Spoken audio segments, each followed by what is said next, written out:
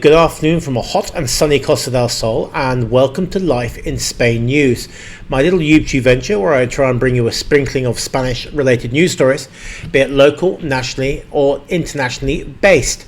Now, before I get started, like always, I'd like to give out a big thank you to anybody who's taken the time to subscribe or like my channel, and an even bigger thank you for all those who've left a comment. I do appreciate your comments and will always try and get back to you, so keep them coming.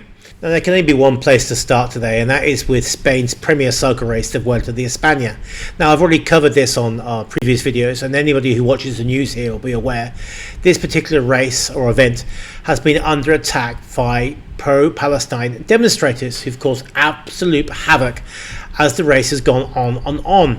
Now, so much so that on Sunday the race was coming to its climax in Madrid, like every year, but this year they actually had to call off the last day because of the amount of pro-Palestine demonstrators waiting for them at the finish line.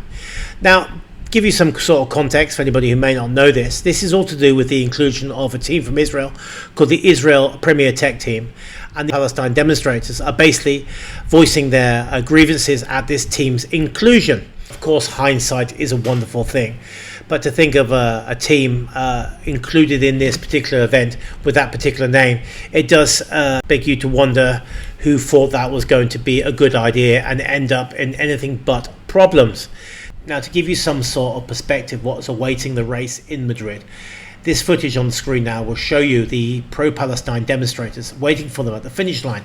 Most demonstrators are peaceful and very vocal, but as you can see from the footage here, things started going out of hand and there was many scuffles with the police. As you can see, barriers were moved, thrown, and police got involved with their heavy-handedness, which caused tensions to rise. What did surprise me, if you look at the footage here, and this photograph I put on the screen, was inclusion of a few Spanish politicians in the crowd, particularly a young lady named Irene Montero, who is the partner of the ex-Deputy Prime Minister of Spain, Pablo Iglesias. If anybody knows Spanish politics, that gentleman was from a party called Podemos, and his partner is from the same party. But as you can see from this photograph here, she doesn't look like she's particularly happy, and seeing the race never arrived there, you have to wonder where her aggression is being directed towards. In my case, it would be the police here, who are trying to police this the best they can as it was getting out of hand. Now, this young lady, Irene Montero, is a representative of Spain in the European Parliament, and in my personal opinion, I don't think she is setting a particularly good example of how politicians should behave, but then maybe I'm wrong, and once again that's only my opinion. Now, tensions have risen here of late, mainly because of Pedro Sanchez, the Spanish Prime Minister, and his embargo against Israel, which is basically stating that Spain will no longer supply arms to Israel and will block all Israel related military activity in its ports and airports. Now, this of course has upset a lot of people, and once again strained relationships with the USA, who have two huge American bases here on Spanish soil. So once again we'll have to see how that plays out. Also, I find the whole thing a little bit hypocritical, because Spain only back in April were outed for having a contract with an Israeli military company, and we're about to set to buy $7.5 million worth of bullets heading for both the military and the police. Now reading up on this, it does seem that there's a bit of smoke and mirrors here, because Spain does have various factories which are allegedly providing components which often go towards the making of arms which are still being provided or sold to Israel.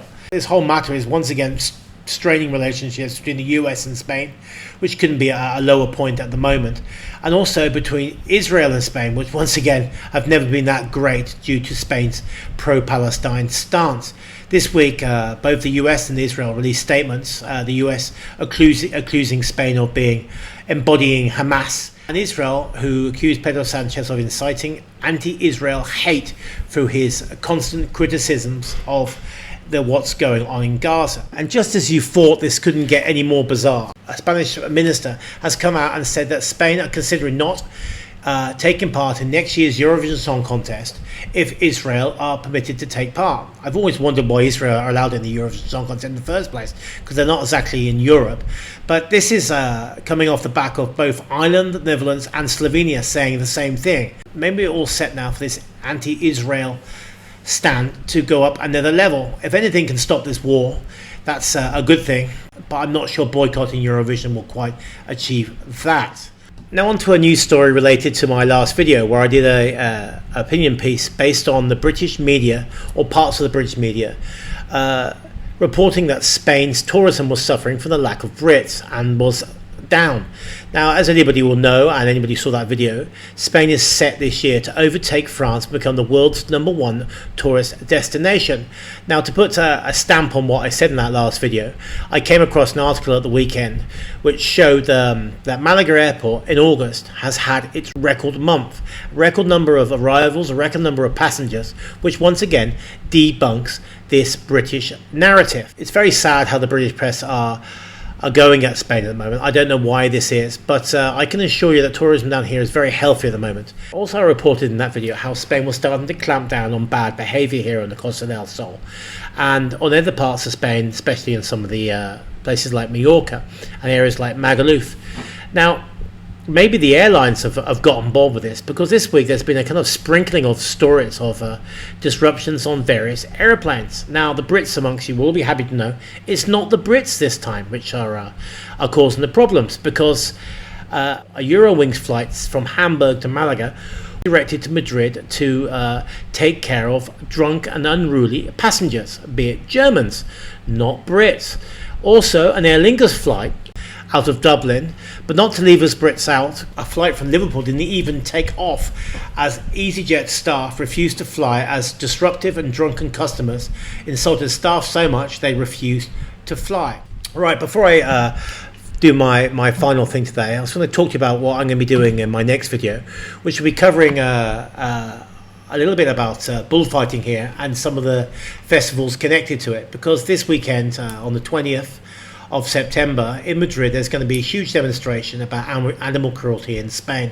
Now, these things are often overlooked now with so many demonstrations going on, be it pro-Palestine, etc, etc.